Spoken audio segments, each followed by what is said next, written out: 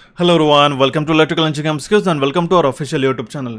आज के सेशन के अंदर हम लोग गाइस आपके upcoming examination Maha discom, Maha transco के लिए assistant engineer, diploma engineer training and graduate engineer training के लिए जो सुपर 30 एमसीक्यू सीरीज स्टार्ट किया गया उसका हम लोग क्लास 4 डिस्कस करने वाले। आज के सेशन में हम लोग जो मोस्ट कंफ्यूजिंग से क्वेश्चन रहते हैं उसको हम लोग डिस्कस करेंगे, साथ साथ उसके कॉन्सेप्ट भी। ठीक है, ये काफ़ी एक्सपेक्टेड एमसीक्यूज की सीरीज हमने शुरू की गई, काफ़ी अच्छा रिस्पांस आपका मिल रहा है। Thank you so much for it. And session को शुरू करने से पहले बताना चाहता हूँ कि अगर आप फर्स्ट टाइम चैनल पर विजिट कर रहे हो, चाहे कोई भी आप इलेक्ट्रिकल इंजीनियरिंग से जुड़ी हुई आप एग्जामिनेशन की तैयारी कर रहे हो, तो चैनल को जरूर सब्सक्राइब करके नोटिफिकेशन बेल पर क्लिक करके ऑल पे क्लिक कीजिएगा, सो दैट आप कोई भी इंपॉर्टेंट अपडेट जो है आप मिस ना कर सको। ठीक है, काफ़ी इंपॉर्टेंट सी सीरीज है हमारी गई सुपर 30। अगर आपने इसके पहले के सेशन नहीं देखे होंगे तो उसके भी आपको लिंक प्रोवाइड करा देता हूँ। तो बिना किसी तरीके अभी हम लोग हमारे सेशन को शुरू करते हैं। एंड अगर आपने ये प्रीवियस सेशन नहीं देखे होंगे तो इसके प्लेलिस्ट मैंने ऑलरेडी बना रखी है, या फिर अगर आपको उसका लिंक ढूंढने में दिक्कत जा रही है तो आप डायरेक्टली हमारे वीडियोस के सेक्शन में जाके इसको लिंक्स जो है आप इसको एक्सेस कर सकते हो और सारे सेशंस को जो आप देख सकते हो। अभी तक हमारे मान लो 30 क्वेश्चन हो चुके, 30x3 which is 90 question most expected हमने इसके अंदर डिस्कस किया। एंड उसके साथ हमने कॉन्सेप्ट भी इसके साथ टाइम टू टाइम डिस्कस किया। ठीक है, ये सारे सेशन जाके देखना ही देखना है। लेकिन अगर आप महार डिस्कॉम के एग्जामिनेशन को टारगेट करेगा तो प्लीज़ मैं आपको सभी को रिक्वेस्ट करूंगा, ये एक कंप्लीट एग्जाम के पहले की जो हमारी एग्जाम है, दैट मीन्स एक ऑल ओवर हमने फ्री महाराष्ट्र बेस्ड हमने पूरा फ्री मॉक टेस्ट जो है महाराष्ट्र बेस्ड, दैट मीन्स कि जो महार डिस्कॉम के एग्जामिनेशन के लिए जो टारगेट करें उनके लिए हमने एक 9 तारीख को एक मॉक टेस्ट अरेंज किए गए जो कि कंप्लीटली फ्री ऑफ कॉस्ट है, एक भी रुपये इसमें चार्ज नहीं लगेगा। इससे आपको यह पता चलेगा कि आपका किस तरीके से स्कोर बन पा रहा है एग्जामिनेशन में। ईजी, मॉडरेट, डिफिकल्ट लेवल के सभी क्वेश्चन हमने इसके अंदर इंक्लूड करके रखे हैं। इसका जो फिक्स टाइम है गाइस, ये सुबह जो है 10 बजे से शुरुआत हो जाएगी, 10 ओ क्लॉक इस एक्टिवेट हो जाएगा। ठीक है, और ये 1 बजे जो है ये हमारी बंद हो जाएगी। 1 बजे तक हमारा टाइमिंग नहीं रहता है, हमारे 2 आवर्स का टेस्ट है गाइस। ठीक है, लेकिन आपको जो मैक्सिमम मैं रिकमेंड करूंगा 10:15 तक आप इस टेस्ट को शुरुआत कर दो। ठीक है, सो दैट आपका जो बफर पीरियड है 3 आवर्स का, उसके बीच में 2 आवर का आपका एग्जामिनेशन कंडक्ट हो जाए। ठीक है, इसका जो स्कोर है गाइस, जितना भी आपको स्कोर है कंप्लीटली आप एनालिसिस कर सकते हो, आपका क्या रैंक आया, सब चीज़ें। ठीक है, ये आपको इलेक्ट्रिकल इंजीनियरिंग एमसीक्यूज के टेलीग्राम चैनल से देखने को मिलेगा। हम लोग जल्दी से जल्दी ट्राई करेंगे कि उसी दिन या फिर उसके नेक्स्ट डे भी हम लोग उसका जो स्कोर है, ठीक है, वो आपको मैं शेयर करा दूंगा। आपको इसको अटेम्प्ट करने के लिए आपको एक तो सबसे पहले तो एप्लीकेशन है वो आपके पास होना जरूरी है। इलेक्ट्रिकल इंजीनियरिंग एमसीक्यूज के एप्लीकेशन पे आप उसको एक्सेस कर सकते हो, या फिर आई वुड रिकमेंड आप डायरेक्टली वेबसाइट को विजिट करके ही आप इस टेस्ट सीरीज को दो, सो दैट रियल एग्जाम का इंटरफेस जो है आप जान सको। आपके लिए हमने जो है इस पहल की शुरुआत की गई सो दैट आपको एक एनालिसिस जो है एग्जामिनेशन के पहले जो आपकी 23 और 24 का एग्जामिनेशन है, diploma engineer training and graduate engineer training, उसके पहले जो आप खुद के एग्जामिनेशन को देख कर आप एनालिसिस कर सको कि आपका कितना स्कोर बन पा रहा है और कितना आप मैक्सिमम अटेंड कर पा रहे हो। ठीक है, इससे आपको ये भी पता चल जाएगा कि ऑल ओवर महाराष्ट्र में जितने भी स्टूडेंट्स इसमें दे रहे हैं कितना आपका स्कोर बन पा रहा है एक ओवरऑल, वो भी मैं आपको कंप्लीटली पीडीएफ जो है वो शेयर कर दूंगा। तो जरूर इसको जो है पार्टिसिपेट कीजिएगा। 9 तारीख को सुबह 10 बजे आपको शार्पली देना होगा, उसके बाद किसी को भी अलाउड नहीं रहेगा। एंड मैक्सिमम जो है अटेम्प्ट सिर्फ एक ही अटेम्प्ट आपको मिलेगा, सो दैट जो एक फेयर प्रैक्टिस जो है हम लोग इसमें कंडक्ट कर सके। ठीक है, स्टूडेंट जो है सिर्फ एक ही बार इसको दे सकते हैं, तो प्लीज़ केयरफुली इसको अटेम्प्ट करके देखना है। ठीक है, एंड इसका जो भी स्कोर रहेगा आपको मैं टेलीग्राम पे शेयर कर दूंगा, इसलिए आपको टेलीग्राम भी ज्वाइन करके रखना होगा। ठीक है, सो अभी हम लोग कंटिन्यू करते हैं हमारे सेशन को और देखते हैं हमारा सबसे पहला क्वेश्चन। ठीक है, काफ़ी सारे फंडामेंटल लेवल ऑफ क्वेश्चन हमने आज के सेशन के अंदर इंक्लूड करके रखे। एंड मोर ओवर जिस तरीके से सेशन हमारे एडवांस होंगे, ठीक है, सीरीज हमारे एडवांस होंगे, उसके अकॉर्डिंगली हम लोग क्वेश्चन के लेवल को भी इंप्रूव करने वाले हैं। ठीक है, तो ये बात जरूर ध्यान दीजिएगा। सो क्वेश्चन है हमारा सबसे पहला, in a electrodynamometer movement the deflection of the pointer is dash. ठीक है, इलेक्ट्रोडायनामोमीटर मूवमेंट में जो डिफ्लेक्शन होता है पॉइंटर का वो किसके प्रोपोर्शनल रहता है, हमें पूछा गया। जनरली जो मेजरमेंट में हमारे पास में 3 टॉर्क्स रहते हैं। ठीक है, एक तो रहता है डिफ्लेक्शन टॉर्क, दूसरा रहता है हमारे पास कंट्रोलिंग टॉर्क एंड थर्ड रहता है हमारे पास में डैम्पिंग टॉर्क। ठीक है, ये तीनों जो टॉर्क्स है ये काफ़ी क्रुशियल रहते हैं to make our pointer stable. ठीक है, डिफ्लेक्शन, इनिशियल डिफ्लेक्शन देने के लिए, कंट्रोलिंग उसको काउंटर रिएक्ट करने के लिए, ठीक है, एंड जो ऑसिलेशंस होते हैं उसको स्टेबल करने के लिए हमें डैम्पिंग टॉर्क की रिक्वायरमेंट होती है। And there are various type of instrument. अब देखिए थर्मोकपल हो गया, hot wire type of instrument हो गया, मूविंग कॉइल वाले इंस्ट्रूमेंट्स हो गए, तो उसका जो डिफ्लेक्शन रहता है पॉइंटर का उसका प्रोपोर्शनलिटी रहता है। प्रोपोर्शनलिटी मतलब कि किस तरीके से करंट के अकॉर्डिंगली वो वैरी करता है, किसके अकॉर्डिंगली उसका जो ग्राफ है, ठीक है, वो क्या वो लीनियर है या फिर क्या वो हमारा एक्सपोनेंशियल है, वो भी हम लोग डिफाइन कर सकते हैं। तो अगर वो उसके बेसिस पे क्वेश्चन है तो यहाँ से एक डेफिनेट सा क्वेश्चन एग्जामिनेशन में आपको पूछा जाता है, चाहे वो आपकी डिप्लोमा इंजीनियर ट्रेनिंग के एग्जामिनेशन हो या फिर आपकी ग्रेजुएट इंजीनियर ट्रेनिंग के एग्जामिनेशन क्यों ना हो। तो जो डिफ्लेक्शन रहता है पॉइंटर का इलेक्ट्रोडायनामोमीटर मूवमेंट में वो डायरेक्टली प्रोपोर्शनल रहता है करंट स्क्वायर से। ठीक है, अब आपको क्या इतना ही ध्यान में रखना होगा कि सिर्फ पीएमएमसी का जो डिफ्लेक्शन रहता है it is directly proportional to the current. ठीक है, और ये मेजर करता है एवरेज वैल्यू। बाकी सभी जो इंस्ट्रूमेंट्स आप देख सकते हो, थर्मोकपल हो गया, एमआई टाइप इंस्ट्रूमेंट्स हो गया, इलेक्ट्रोडायनामोमीटर डायनामीटर हो गया या फिर हॉट वायर हो गया, सभी के जो डिफ्लेक्शन है it is directly proportional to the square of current, ठीक है। इसी के कारण, इसी के साथ जो है हमारे इसकी जो वैल्यू वो मेजर करता है वो हमारा RMS वैल्यू मेजर करता है। It is not a reason कि वो RMS वैल्यू मेजर करता है, मैं आप टेलिंग यू कि जो है इसका डिफ्लेक्शन किसके प्रोपोर्शनल है और कौन सी वैल्यू मेजर करता है, ये आप ध्यान में रख लीजिएगा। जो एक्सेप्शन है उतना भी आपने ध्यान में रखा तो भी आप इस क्वेश्चन का करेक्ट आंसर मार्क कर सकते हो। क्लियर हो चुका, ऑप्शन बी इसका करेक्ट आंसर है। चलिए बढ़ते भी हमारे नेक्स्ट क्वेश्चन की ओर। Question again very important question guys, ठीक है। In case of a radial ventilation employed for a cooling of a synchronous generator, the ventilating duct occupy about dash of the armature length, ठीक है। Radial ventilation जो हम लोग employ करते हैं इस सिंक्रोनस जनरेटर को कूल करने के लिए, तो जो वेंटिलेटिंग डक्ट्स रहते हैं वो कितने परसेंटेज रहते हैं हमारे आर्मेचर के। इसी तरीके से जो है हमारे पास में रिसेंटली महाट्रांसको या महाडिस्कॉम के एग्जामिनेशन में जो है हम, ठीक है, कम्यूटेटर के बेस्ड क्वेश्चन आया था, ठीक है। तो उसी से रिलेवेंट आपका ये क्वेश्चन है कि जो हमारा रेडियल वेंटिलेशन सिस्टम में जो एम्प्लॉय करते हैं हम लोग, जो यूज़ करते हैं सिंक्रोनस जनरेटर के लिए, जो वेंटिलेटिंग डक्ट रहते हैं वो 20%, नियरली 20% जो है आर्मेचर लेंथ का वो कंज्यूम करते हैं, ठीक है। यही इसका ड्रॉबैक भी माना जाता है रेडियल वेंटिलेशन सिस्टम का, ओके। ऑप्शन डी इसका करेक्ट आंसर आ जाता है। ऐसे ही सारे कन्फ्यूजिंग से क्वेश्चन आपको देखने को मिल सकता है। Move on to the next question, moving on to the next question. Question is for the transmission line the curve of a tension and sag versus dash are called as stringing chart, ठीक है। अब देखिए स्ट्रिंजिंग chart किसके लिए use होता है, comment box में comment कीजिएगा, ठीक है। जो टेंशन एंड सैग वर्सेस हमारा जो टेम्परेचर रहता है, ठीक है, वो स्ट्रिंजिंग चार्ट कहलाता है। क्लियर है, ऑप्शन ए इसका करेक्ट आंसर आ रहा है। छोटा सा टास्क दे रहा हूँ, स्ट्रिंजिंग चार्ट किसके लिए यूज होता है, कमेंट बॉक्स में कमेंट कीजिएगा। सारे जो मैं आपको क्वेश्चंस पूछता होगा जरूर इसमें पार्टिसिपेट कीजिएगा और आपको करेक्ट आंसर मार्क करना होगा। क्लियर है, बढ़ते हुए हमारे नेक्स्ट क्वेश्चन की ओर। Question is state which of the following statements is और आर ट्रू और फॉल्स, ठीक है। इनमें से कौन सा स्टेटमेंट ट्रू है या फिर फॉल्स है पूछा गया। तो सबसे पहला स्टेटमेंट है गाइस हमारा, pin insulators are never used in a tension, ठीक है। यहाँ पे ये स्टेटमेंट क्या हो जाएगा, ठीक है, ये स्टेटमेंट हमारा करेक्ट है क्योंकि हम लोग जो पिन इंसुलेटर्स है हम लोग टेंशन में उसका यूज़ नहीं करते, ठीक है। Next is the pin insulators are only used for the voltage above 66 kV, ठीक है। यहाँ पे बताया गया पिन इंसुलेटर जो है अबव 66 के लिए यूज होता है, ये भी हमारा गलत हो जाएगा। पहला स्टेटमेंट हमारा करेक्ट था, second statement is false. Option A इसका करेक्ट आंसर आ जाता है। अब मैं आपको एक एज अ टेबल मेंशन करके रखा जिसके अंदर आपके पास सर्किट ब्रेकर्स है, उसमें आर्क क्वेंचिंग मीडियम कौन सा है, उसकी रेटिंग कहाँ तक यूज़ की जाती है। जैसे हमारे पास वैक्यूम सर्किट ब्रेकर हो गया, एयर सर्किट ब्रेकर हो गया, ठीक है, कौन से पर्पस के लिए यूज होते हैं ये आपको as a extra information pause करके पढ़ लेनी है। क्लियर है, ऑप्शन ए इसका करेक्ट आंसर बन जाता है गाइस। चलिए बढ़ते हुए हमारे नेक्स्ट क्वेश्चन की ओर। Question is which method of locating the reactor suffers from the disadvantage of considerable voltage drop and power loss in the reactor even during the normal operation. इनमें से कौन सी ऐसी मेथड है जहाँ पे जो हमारे पास में ड्रॉबैक देखने को मिलता है, जहाँ पे हमारा वोल्टेज ड्रॉप और पावर लॉस होता है इन द रिएक्टर, ठीक है, नॉर्मल कंडीशन में भी, ठीक है। तो वो है हमारा generator reactor and feeder reactor. Option B इसका करेक्ट आंसर आ जाता है। ये थोड़ा सा यूनिक सा क्वेश्चन आपको पूछा जा सकता है आने वाले एग्जामिनेशन में। चलिए बढ़ते हुए हमारे नेक्स्ट क्वेश्चन की ओर। Question is for a series string of ACRs the efficiency is 80%, calculate the derating factor. हमें डी रेटिंग फैक्टर कैलकुलेट करने के लिए पूछा गया है, ठीक है। तो अब देखिए जो रिलायबिलिटी है स्ट्रिंग की, ठीक है, वो बताई जाती है डी रेटिंग फैक्टर से, ठीक है। तो डी रेटिंग फैक्टर किस तरीके से रहता है, derating factor is equal to 1 minus string efficiency, ठीक है। सो 1 माइनस स्ट्रिंग एफिशिएंसी कितना है हमारे पास में 80% है, तो हम लोग परसेंटेज में कंसीडर करेंगे कि नहीं, डेसिमल में कंसीडर करेंगे 0.8। इसका करेक्ट आंसर आ जाएगा 0.2, ओके। ऑप्शन बी इसका डी इसका करेक्ट आंसर आ जाता है गाइस। चलिए बढ़ते हुए हमारे नेक्स्ट क्वेश्चन की ओर। Question is for a certain transistor IC is equals to 2 milliamperes, IB is equals to 20 microamperes, beta is equals to 80 है, तो हमें ICEO का वैल्यू पूछा गया है। तो अभी इसके लिए आपको इक्वेशन पता होना चाहिए व्हाट एंड हाँ लास्ट जो सेशन था हमारा गाइस, जो उसमें अल्फा बीटा और गैमा का जो हमने रिलेशन बताया था, ठीक है, जो करंट गेन से उसमें एक कोई तो भी इसमें अपडेट था गाइस, आप उसको जरूर चेक कर लीजिएगा, ठीक है। IC लिखने में गलत आया लेकिन वो हमने इंटेंशनली वो चीज़ नहीं हुई, तो ज़रूर मेंशन कीजिएगा। IC इज इक्वल्स टू, इस इक्वेशन में आपको रखना पड़ेगा IC इक्वल्स टू IB, मैं एक बार लिख लेता हूँ, IC will be equals to beta times IB plus ICEO। ये इक्वेशन आपको पता होना चाहिए in order to solve this simple question, ठीक है। अब ऐसे होता क्या है, although it is a very simple question, but बहुत बार स्टूडेंट इसमें वैल्यूज़ गलत कर देते हैं जस्ट बिकॉज कि इनको फॉर्मूलाज पता नहीं होता, ठीक है। तो आपको ये फॉर्मूला पता होना चाहिए। हमारे पास में IC का वैल्यू बताया गया विच इज़ 2 × 10⁻⁻3, ठीक है, मिली एम्पियर्स, इसलिए हमने -3 से मल्टीप्लाई किया। बीटा का वैल्यू गिवन है 80 इंटू IB का वैल्यू गिवन है 20 माइक्रो एम्पियर है। तो माइक्रो है तो हम लोग को क्या करेंगे 10 × 10⁻6 से हमें इसको मल्टीप्लाई करना पड़ेगा, ठीक है। प्लस हमारे पास में आ जाएगा यहाँ पे, ठीक है, ICEO, ओके। इसको कंप्लीटली सॉल्व करेंगे तो हमारे पास आंसर निकल के आता है 0.4 मिली एम्पियर्स।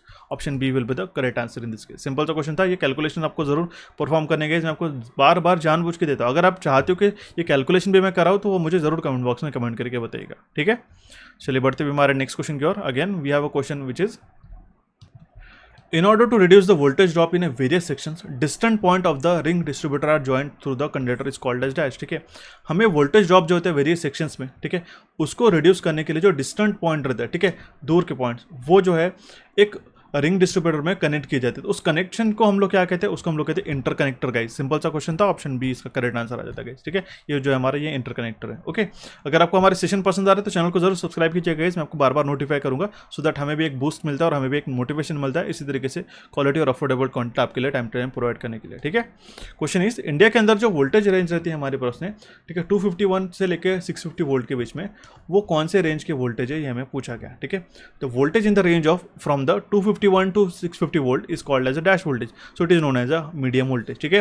अगर आप इंडियन इलेक्ट्रिसिटी रूल्स के अगर डेफिनेशंस की बात करें तो वहाँ पे जो वोल्टेज रेंजेस बताए गए, ठीक है, या फिर हमारे पास जो अलग स्टैंडर्ड रेंजेस होते हैं, like step up voltage, step down voltage, ठीक है, primary transmission, secondary transmission, primary distribution, secondary distribution, वहाँ पे कौन से वोल्टेज लेवल यूज़ किए जाते हैं, वहाँ से एक क्वेश्चन डेफिनेट से पूछा जाता है, ठीक है। मोर और द लेस हमारे पास में ऐसा भी पूछा जा सकता है कि जो वोल्टेज रेंजेस है 251 से लेकर 650 वोल्ट पे, ये भी चार्ट आपको पता होना चाहिए कि अगर हमारे पास लो वोल्टेज है तो वी आर कंसिडरिंग कि हमारा वोल्टेज 250 के ऊपर ना जाए। मीडियम वोल्टेज में 650 तक आता है, दैट मीन्स 251 से लेकर 650 के बीच में। एक हाई वोल्टेज जो है, ठीक है, उसकी रेंज है 33,000 volt which is 33 kV, and extra high voltage जो 33,000 वोल्ट्स की, दैट मीन्स 33 kV के ऊपर जाते हैं वो कंसिडर होते हैं एक्स्ट्रा हाई वोल्टेज में। क्लियर है, ऑप्शन ए इसका करेक्ट आंसर आ जाता है गाइस। सिंपल सा क्वेश्चन था। बढ़ते भी हमारे नेक्स्ट क्वेश्चन की ओर। Question is, with reference to the triac which of the following statement is wrong. Triac से जुड़ा हुआ इनमें से कौन सा स्टेटमेंट रॉन्ग है। तो पहला हमारे पास में ट्रायक क्या है, हमारा 3 टर्मिनल डिवाइस है। जी हाँ, आपको इसका करेक्ट आंसर मिल गया होगा, ऑप्शन ए इसका करेक्ट आंसर है, ठीक है, कि करेक्ट आंसर दैट मीन्स ये हमारा करेक्ट स्टेटमेंट है। हमें रॉन्ग पूछा गया तो हम लोग नेक्स्ट स्टेटमेंट को आएंगे। ट्रायक गिव्स द 4 क्वाड्रेंट ऑपरेशन, गलत, ठीक है, ये हमारा इनकरेक्ट स्टेटमेंट होगा, ठीक है। ट्रायक ये हमारा बायडायरेक्शनल डिवाइस है। जी हाँ, ये बायडायरेक्शनल डिवाइस है। Triac can be triggered with a positive as well as negative gate signal. जी हाँ, ये भी स्टेटमेंट करेक्ट है। तो हमारा इनकरेक्ट स्टेटमेंट कौन सा होगा, option B, triac gives a 4 quadrant operation, ठीक है, गलत है, यहाँ पे सिर्फ 2 क्वाड्रेंट्स में हमारा ऑपरेशन होता है, ठीक है। ये आपको चीज़ पता होनी चाहिए। ट्रायक और डायक का जो सिंबल होता है आपको पता होना चाहिए। ट्रायक में जो है हमारे पास में एडिशनल गेट रहता है। अब देखिए, हमने उसी दिन जो है एक आपको एज अ एक चार्ट जो आपको मैंने प्रेजेंट किया था, जिसके अंदर हमने जो है पावर सेमीकंडक्टर डिवाइसेस जो रहते हैं, सभी सेमीकंडक्टर डिवाइसेस, उसको हमने प्रेजेंट किया था। वो आपको मैं चार्ट अभी प्रेजेंट कर रहा हूँ। तो उसको जो है आपको डाउनलोड कर लेना होगा टेलीग्राम चैनल से, ठीक है, सो दैट आप उसको अच्छी तरीके से रिवाइज कर सको। उसके अंदर कौन से स्विचेस है उसके आइडेंटिफिकेशन के लिए बहुत बार ये यूजफुल होता है। और अगर हम लोग रिकमेंड करेंगे आपको तो उसको प्रिंट आउट करके जो है मैं आपको बताना चाहता हूँ गाइस, ये चार्ट हमने प्रेजेंट किया था, इसको एज अ प्रिंट आउट करके जो है आप इसके जो टर्मिनल्स होते हैं, ठीक है, वो लिखने की एक बार प्रैक्टिस कीजिएगा, ठीक है। कौन से टर्मिनल्स रहते हैं, कितने लेयर्स रहते हैं, एक बार इसके अंदर आप रफ करके लिख सकते हो। ये हमने हमारे इंस्टाग्राम पेज पे भी अपलोड करके रखा है। अगर आप उसको फॉलो करते हो तो ज़रूर हमारे इस इंस्टाग्राम पेज को भी फॉलो कीजिएगा, इलेक्ट्रिकल इंजीनियरिंग एमसीक्यूज पे। वहाँ पे हम लोग इसी तरीके से जो इंटरेस्टिंग फैक्ट्स एंड फिगर्स होते हैं वो हम लोग आपको प्रेजेंट करते हैं। नेक्स्ट क्वेश्चन की ओर मूव ऑन करने से पहले आपका थोड़ा सा समय लेकर बताना चाहता हूँ, अगर आप अभी भी टारगेट कर रहे हो कि सर हमें मोस्ट एक्सपेक्टेड क्वेश्चन बता दो किस तरीके से महाडिस्कॉम जीईटी और डीईटी में पूछे जा सकते हैं, तो आप हमारी इस थ्योरी एमसीक्यू कोर्स को अभी ज्वाइन करके कंप्लीट कोर्स इसको कंप्लीट कर सकते हो हमारे 15 डेज के अंदर, ठीक है। मैक्सिमम जो आपको 10 to 12 डेज लगेंगे इसको अच्छी तरीके से सेशंस को वॉच करने के लिए, क्योंकि सारे रिकॉर्डेड सेशंस है और उसके साथ आपकी ई बुक के माध्यम से रिवीजन भी हो जाएगी, ठीक है। इसका कूपन कोड अभी भी वैलिड है, डिस्कॉम 75, इस कूपन कोड का इस्तेमाल करके इसको आप एनरोल कर सकते हैं। साथ ही साथ इफ यू वांट आपको एक्सप्रेस वे में नॉन टेक्निकल को प्रिपेयर करना है तो कॉन्ट्स, रीजनिंग एंड मराठी तीनों के जो सब्जेक्ट्स है हमने एक एक्सप्रेस कोर्स के अंदर सिर्फ 999 रुपीज़ में डिस्कॉम 50 कूपन कोड के साथ में हमने प्रेजेंट करके रखा है। इसके लिए आपको क्या करना पड़ेगा, इलेक्ट्रिकल इंजीनियरिंग एमसीक्यूज के एप्लीकेशन को डाउनलोड करना होगा। टेक्निकल कोर्सेज को एनरोल करने के लिए अगर आपको नॉन टेक्निकल कोर्स एनरोल करना होगा तो हमारे कैपिटोड्स के एप्लीकेशन को डाउनलोड कर सकते हो, सो दैट आप नॉन टेक्निकल के कोर्सेज भी आप एनरोल कर सकते हो, ठीक है। काफ़ी इंपॉर्टेंट सेशन है, एंड अगर चाहते हो आपकी कॉम्प्रिहेंसिव आपकी प्रिपरेशन हो तो आप you can go for a Mahatransco theory plus MCQ course as well. इसके अंदर डेडिकेटेड व्हाट्सएप ग्रुप भी है जो आपको मैं प्रॉपर वहाँ पे मेंटरशिप प्रोवाइड करते रहता हूँ। एंड अगर आप चाहते हो, जितने भी एस्पिरेंट्स हमसे डिमांड करेंगे सर हमें डिप्लोमा इंजीनियर ट्रेनिंग और ग्रेजुएट इंजीनियर ट्रेनिंग महाडिस्कॉम के लिए मॉक टेस्ट चाहिए, तो मैं सीधा यही रिकमेंड करूंगा गाइस, आपको जो है वो आपकी 9 तारीख की तो मॉक टेस्ट देनी ही देनी है, लेकिन आपको इस मॉक 50 कूपन कोड का इस्तेमाल करके हमारे महाट्रांसको की ये टेस्ट सीरीज को एनरोल करना है, क्योंकि पैटर्न सेम ही है, ठीक है। 130 क्वेश्चंस पर mock test, and moreover हमने इसके अंदर जो 50x10 क्वेश्चन, ठीक है, अगर हम लोग बात करते हैं हर टेस्ट के अंदर, इसके अंदर 10 टेस्ट है देखा जाए तो, ठीक है, तो 10 क्वेश्चन में आपको 50 क्वेश्चन टेक्निकल के मिलेंगे multiplied by 10 which is equal to 500 question plus आपको एडिशनल डेटा भी आपको देखने को मिलेगा। तो काफ़ी हाईली चांसेस है, आई एम 100% श्योर कि आपको एग्जामिनेशन में यहाँ से क्वेश्चन पूछे जाएंगे, ठीक है। तो यही आपको टेस्ट सीरीज एनरोल कर लेनी, आपको डिस्कॉम के लिए भी काफ़ी ज़्यादा यूजफुल रहेंगे, ठीक है। कंटिन्यू करते हुए हमारे नेक्स्ट क्वेश्चन की ओर guys. Question is if the output of a LVDT is 5 volt at a displacement of a 0.250 inches and the maximum deviation of the output curve from the straight line through the origin is 0.006 volt, then the linearity is dash, ठीक है। हम लोग percentage linearity निकाल सकते हैं which is equals to maximum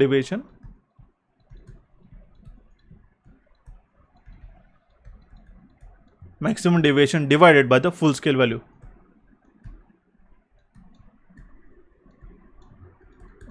multiplied by 100, ठीक है।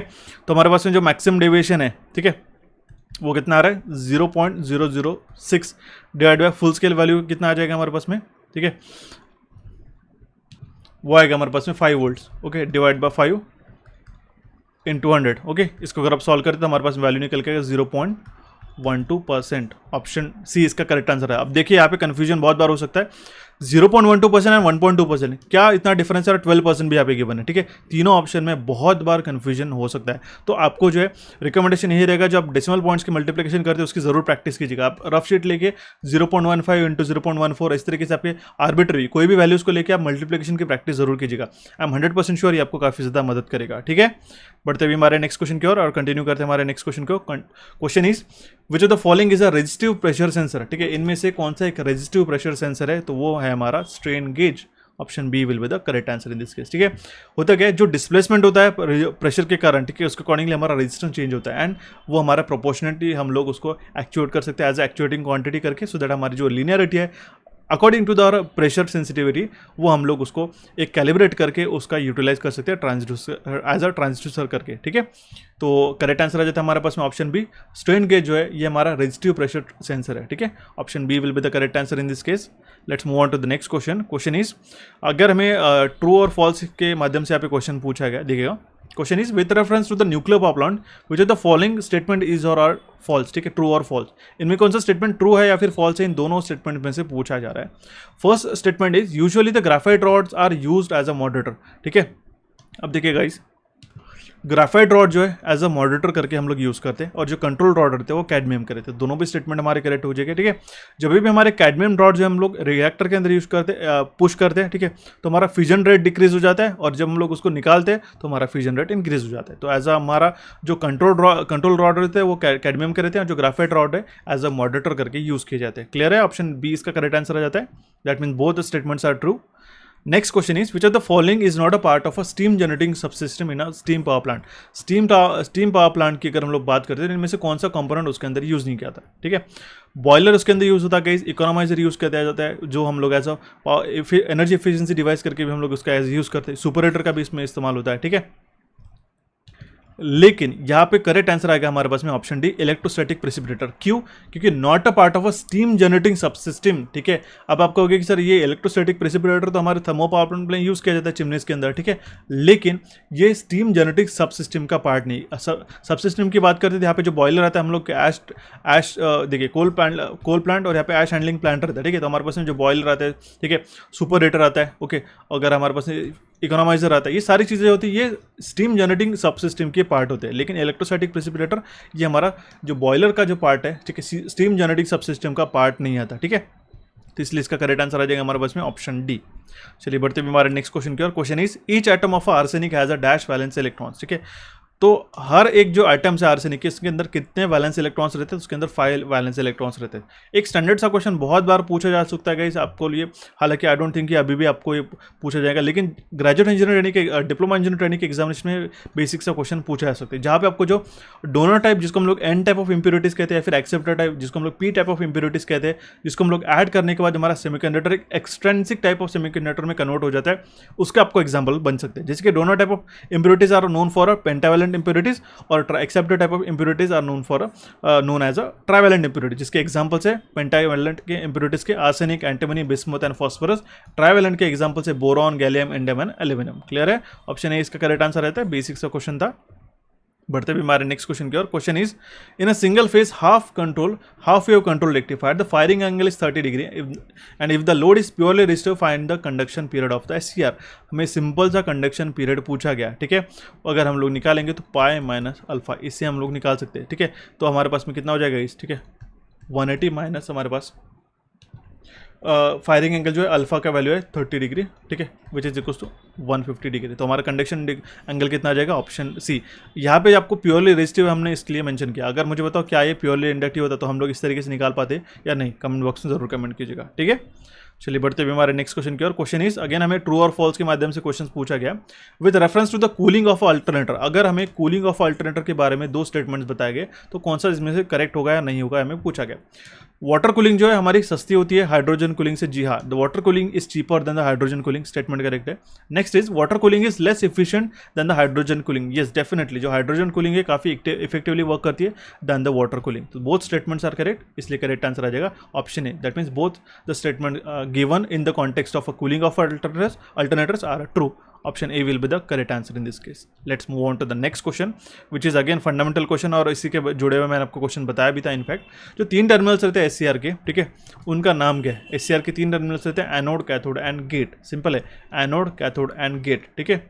अब मुझे बताइएगा क्या ये एससीआर जो है हम लोग, ठीक है, इसका जो कम्यूटेशन मेथड में हम लोग उसको टर्न ऑन या फिर टर्न ऑफ कर सकते हैं क्या गेट सिग्नल से, ठीक है। दोनों में से क्या कंडीशन करेक्ट होती है जरूर बताइएगा, ठीक है। ऑप्शन ए इसका करेक्ट आंसर रहता है। इसके layer diagram, physical construction and symbol भी आपको पता होना चाहिए। सिंपल सा क्वेश्चन है। The next question is calculate the stepping angle for a 3 phase 24 pole permanent magnet stepper motor, ठीक है। तीन फेज की 24 pole permanent magnet stepper motor की स्टेपिंग एंगल पूछा गया, ठीक है।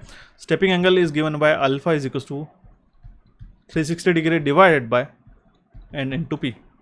वैल्यू सब्स्टिट्यूट करते हैं 360 डिग्री डिवाइड बाय जो हमारे पास में वैल्यू गिवन है, ठीक है। स्टेपिंग एंगल है हमारे पास में और कितने पोल है हमारे पास बताया, ठीक है। 3 फेज की बात की गई, 3 इंटू यहाँ पे 24 पोल की बात की जा रही है 24, ठीक है। यहाँ पे आ जाएगा अराउंड 12, ठीक है। 120 divide by 24 which is 5 degree. Option C इसका करेक्ट आंसर आ जाता है। सिंपल सा है question. Then the next question is a pulverized coal boiler generates approximately dash fly ash and the dash bottom ash respectively। एक pulverized coal boiler generator, ठीक है, कितना जनरेट करता है fly ash and bottom ash respectively, ठीक है। तो एक पल्वराइज, ठीक है, पल्वराइजेशन जो प्रोसेस रहती है हमारे जो कोल रहते हैं उसको क्रश करते हैं, ठीक है, सो दैट क्या है इफेक्टिवली हम लोग उसको जला सके क्विकली, ठीक है। अगर हम पल्वराइज करते हैं कोल को, ठीक है, अगर आपको हार्ड रॉक जो कोल होता है, ठीक है, अगर हम लोग उसको पाउडर फॉर्म में कन्वर्ट करते हैं तो वो काफ़ी इफेक्टिवली बर्न होता है और इसी से हमारी इफिशियंसी भी बढ़ जाती है, क्विकली हम लोग बर्न कर सकते हैं बॉयलर के अंदर, ठीक है। तो जो पल्वराइजेशन कोल बॉयलर है वो कितना परसेंट जो है फ्लाई ऐश में कितना परसेंट और जो हमारा बॉटम ऐश जनरेट करता है, तो अराउंड 80% जो है वो फ्लाई ऐश जनरेट करता है। ये नोट कीजिएगा, it generate 80% fly ash and the 20% bottom ash respectively. तो ऑप्शन सी इसका करेक्ट आंसर आ जाता है। ये काफ़ी यूनिक से क्वेश्चन आपके लिए हमने कंपाइल करके लेके आए गए सो दैट आपको एग्जामिनेशन में इसमें कोई भी क्वेश्चन बनते तो आप इसको अटेंड कर सको, ठीक है। सो नेक्स्ट क्वेश्चन है हमारे पास में, in an induction motor the air gap power is algebraic sum of, ठीक है। इंडक्शन मोटर का जो आपको कंप्लीट पावर फ्लो चार्ट रहता है जिससे हम लोग स्टेटर इनपुट प्रोवाइड करते हैं, ठीक है। उसके बाद में हमारे पास स्टेटर कॉपर लॉस और कोर लॉस होते हैं। देन हमारे पास में रोटर इनपुट होता है, रोटर इनपुट के बाद जो हमारे rotor copper losses, rotor core losses होते हैं। इसके बाद में रोटर का जो आउटपुट रहता है वो हमारे पास, उसके बाद हमारे पास मैकेनिकल लॉस होते हैं, फिर देन हमारे पास में शाफ्ट पे आउटपुट पावर मिलता है। तो जो हमारे पास में एयर गैप पावर है उसी को हम लोग कहते हैं rotor copper losses and the total mechanical power develop, ठीक है। Air gap power is an algebraic sum of an rotor copper losses and the total mechanical power develop, ठीक है। तो ऑप्शन ए इसका करेक्ट आंसर आ जाता है। तो जरूर इसको अच्छी तरीके से पढ़िएगा गाइस, काफ़ी इंपॉर्टेंट है, एग्जामिनेशन में पूछा जाता है, ठीक है। इसका एक डायरेक्टली रेशियो है P in is to P C U is to P G, ठीक है। 1:S:1 - S, इस फॉर्मूले से आप काफ़ी अच्छी तरीके से न्यूमेरिकल सॉल्व कर सकते हो। ऑप्शन ए इसका करेक्ट आंसर आ जाता है। चलिए बढ़ते हुए हमारे नेक्स्ट क्वेश्चन की ओर। Question is for over a transmission line the galloping or a dancing vibration or dash frequency and the dash amplitude vibration of the conductor, ठीक है। तो जो गैलोपिंग और डांसिंग वाइब्रेशन रहते हैं वो कितने फ्रीक्वेंसी के रहते हैं, वो लो फ्रीक्वेंसी के रहते हैं गाइस, एंड उसका जो एम्पलीट्यूड रहता है वो हमारा हाई एम्पलीट्यूड रहता है, ठीक है। ऑप्शन डी इसका करेक्ट आंसर आ जाता है। जो फ्रीक्वेंसी रहती है गैलोपिंग या फिर डांसिंग कंडक्टर की वो ऑर्डर क्या रहता है उसका 1/4 to 3/2 साइकिल्स पर सेकंड, ठीक है। और जो एम्पलीट्यूड रहता है, ठीक है, वो भी आपको ध्यान में रखना रहेगा। तो ऑप्शन डी इसका करेक्ट आंसर आ जाता है। काफ़ी इंपॉर्टेंट सा क्वेश्चन था। बढ़ते हुए हमारे नेक्स्ट क्वेश्चन की ओर। These are all the unique question जो हमने ट्राई किया, क्योंकि अभी तक हमने काफ़ी सारे जो कॉमन से क्वेश्चन है हमने पढ़ा दिया, फिर भी हम लोग ट्राई करें कि वो जो नए एस्पिरेंट्स हैं उनके लिए भी ये क्वेश्चन कॉमन से क्वेश्चन जो है आप कर सको, और एडवांस क्वेश्चन भी हम लोग लेके आने की कोशिश करें। इफ़ यू वांट कि अगर आपको कोई क्वेश्चन आता है गाइस तो ज़रूर सेशन को देखते वक्त पॉज करके अटेम्प्ट करने की कोशिश कीजिएगा खुद को, ठीक है, सो दैट एज आपकी प्रैक्टिस भी हो जाती है। अब देखिए क्वेश्चन काफी इंटरेस्टिंग है, लिसाजिस पैटर्न के ऊपर है। Around in a case of a frequency measurement using the Lissajous pattern, following figure is observed. Is the frequency of the signal applied to the horizontal deflection plate is 30 hertz, find the frequency of the signal applied to the vertical deflection plate. हमें पूछा गया है अगर हम लोग जो frequency measure कर रहे हैं by using the Lissajous pattern, तो हमें इस तरीके से पैटर्न अगर हमें दिखाई दे रहा है, ठीक है, तो हमारे पास जो हॉरिजॉन्टल डिफ्लेक्शन प्लेट में 30 हर्ट्ज अगर हम लोग अप्लाई करें तो हमारी जो फ्रीक्वेंसी होगी, जो सिग्नल अप्लाई किया जा रहा है वर्टिकल डिफ्लेक्शन प्लेट पे, वो कितना होगा, हमें ये पूछा जा रहा है। ये काफ़ी इंपॉर्टेंट सा क्वेश्चन है। अब देखिए इसमें आपको मैं एक चीज़ बताना चाहता हूँ कि यहाँ पे फॉर्मूला होता है FV divide by FH which is equals to, that means frequency FV क्या है हमारे पास में, अननोन वर्टिकल फ्रीक्वेंसी है डिवाइड बाय ये known horizontal frequency which is equals to क्या हो जाएगा हमारे पास में NH, ओके, NH, ठीक है। NH क्या होता है, number of cuts made by horizontal, ठीक है, NH डिवाइडेड बाय NB, ठीक है। अब देखिए मैं आपको एक चीज़ बताना चाहता हूँ, यहाँ पे कट्स किस तरीके से लगाते हैं हम लोग। यहाँ पे देखिए ये हॉरिजॉन्टल कट्स, ठीक है, और ये वर्टिकल कट्स, ओके, ठीक है। यहाँ पे कितने बार कट्स हो रहे हैं आपको देखना पड़ेगा, ओके। हमें क्या पूछा गया, find the frequency of the signal applied to the vertical deflecting plate, ठीक है, vertical deflecting plate, that means FV का वैल्यू में पूछा गया। Will have to change the colour so that you can understand it very well. तो vertical horizontal में cuts कितने लग रहे हैं, देखिए ये NH का वैल्यू हॉरिजॉन्टल पे कट्स कितने लगे, 1 2 3 4 5 और 6, ठीक है, ये आ जाएगा 6 डिवाइड बाय वर्टिकल में कितने कट लग रहे हैं, 1 2 divide by 2, FV divide by FH, horizontal की फ्रीक्वेंसी कितनी है, 30 हर्ट्ज है, ठीक है। अगेन यहाँ पे कितना आ जाएगा, 1 2 आ जाएगा, FV will be equals to 30 into 2 which is equals to, sorry यहाँ पे 3 आ जाएगा, माई मिस्टेक, ठीक है, 2 1 2 2 3 6, 30 इंटू यहाँ पे कितना आ जाएगा 3 विच इज 90 हर्ट्ज FV। मतलब कि हमारे पास जो फ्रीक्वेंसी है signal applied to the vertical deflection plate वो है हमारे पास में 90 hertz. Option C will be the correct answer in this case. इस तरीके से भी आपको एग्जामिनेशन में क्वेश्चन रिफ्लेक्ट हो सकता है, क्लियर है। चलिए बढ़ते हुए हमारे नेक्स्ट क्वेश्चन की ओर। क्वेश्चन इज RRV का जो है, ठीक है, रेट ऑफ रिस्ट्राइकिंग वोल्टेज, ठीक है, राइज ऑफ रिस्ट्राइकिंग वोल्टेज जो यूनिट है किस में मेजर किया जाता है, it is measured in kilo volt पर माइक्रो सेकेंड्स। ऑप्शन ए इसका करेक्ट आंसर आ जाता है। ये बेसिस ऑफ यूनिट बहुत बार एग्जामिनेशन में पूछा जा चुका है, आपको आने के काफ़ी ज़्यादा चांसेस है। Let's move on to the next question. Question is for a power plant the sum of maximum demands of a different loads is 13,500 kilowatt and the overall diversity factor is 1.35, find the maximum demand on the power system, ठीक है। अब देखिए diversity factor का जो ratio रहता है it is always greater than 1, यह तो आपको पता है, ठीक है, ओके ओके, ठीक है। यहाँ पे क्या रहता है, sum of individual maximum demand divide by maximum demand of the power system. अभी हमें इतना पूछा गया मैक्सिमम डिमांड कितना है, जहाँ पे हमारे पास डाइवर्सिटी फैक्टर बताया गया। Will have to only put the values, ठीक है, मैक्सिमम डिमांड के वैल्यू निकालेंगे। Sum of individual maximum demand कितना है 13500 डिवाइड मैक्सिमम डिमांड कितना है 1.35, सिंपल सा आंसर निकल के आएगा, वो रहेगा हमारे पास में इसका 10,000 किलोवाट, ठीक है, मैक्सिमम डिमांड। अब देखिए 10,000 किलोवाट मतलब क्या, अगर हमने यहाँ से 3 0 कट कर दिए तो हमारा इसका यूनिट क्या हो जाएगा, इसका यूनिट हो जाएगा हमारे पास में मेगावाट, ओके, सिंपल है। ऑप्शन बी इसका करेक्ट आंसर रहता है। मैं आपको बार बार कह चुका गाइस, अगर आपने ये सेशन नहीं देखा होगा इकोनॉमिक्स ऑफ पावर जनरेशन का, तो आप इस सेशन को जरूर जाकर देखिएगा, फ्री ऑफ कॉस्ट यूट्यूब पे अवेलेबल है। आपको एक चीज़ भी पता होनी चाहिए कि डाइवर्सिटी फैक्टर का रेशियो ऑलवेज ग्रेटर देन 1 होता है, जिसका फॉर्मूला होता है sum of individual maximum demand divide by the maximum demand of the power system, simple है। ऑप्शन बी इसका करेक्ट आंसर आ जाता है। चलिए बढ़ते हमारे नेक्स्ट क्वेश्चन की ओर।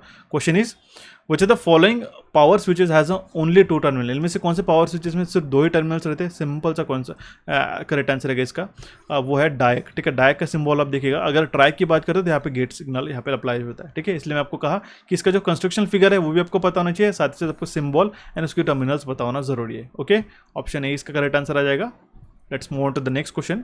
Question is which of the following lamp is suitable for the highway lighting. Highway lighting के लिए इनमें से कौन सा लैम्प इस्तेमाल किया जाता है, वो है हमारा सोडियम वेपर लैम्प.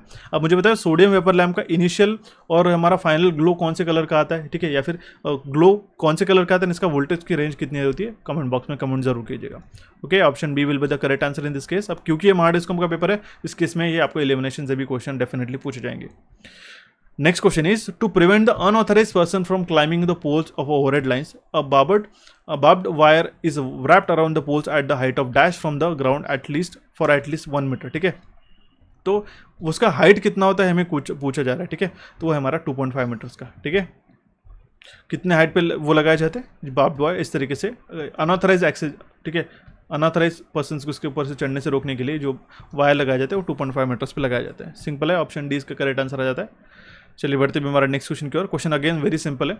रेजोनेंस के टाइम पे कौन सा मैक्सिमम हो जाता है हमारे उसमें for a series RLC circuit. इनमें से कौन सा वैल्यू जो है, कौन सा फैक्टर जो है हमारा बढ़ जाता है, it becomes maximum for a series RLC circuit. तो सिंपल है, इस करंट जो है हमारे सीरीज सर्किट के केस में हमारा मैक्सिमम हो जाता है. ठीक है, अगर हम लोग पैरेलल के केस में बात करें तो करंट बिकम्स मिनिमम, इंपेडेंस हमारा मिनिमम हो जाता है सीरीज RLC सर्किट में, एंड पैरेलल सर्किट में हमारा वो मैक्सिमम हो जाता है. ठीक है, आपको रेजोनेंट फ्रीक्वेंसी, पावर फैक्टर और एम्पलीफिकेशन क्या होता है ये भी आपको पता होना चाहिए सीरीज एंड पैरेलल रेजोनेंस का. वो एक डेफिनेट सा क्वेश्चन पूछा जाता है. क्लियर है, ऑप्शन ए इसका करेक्ट आंसर आ जाता है गाइस. चलिए बढ़ते हैं हमारे नेक्स्ट क्वेश्चन की ओर. Question is for half wave rectified alternating current form factor is equals to. ठीक है, half wave rectified alternating current का फॉर्म फैक्टर कितना होता है, 1.57.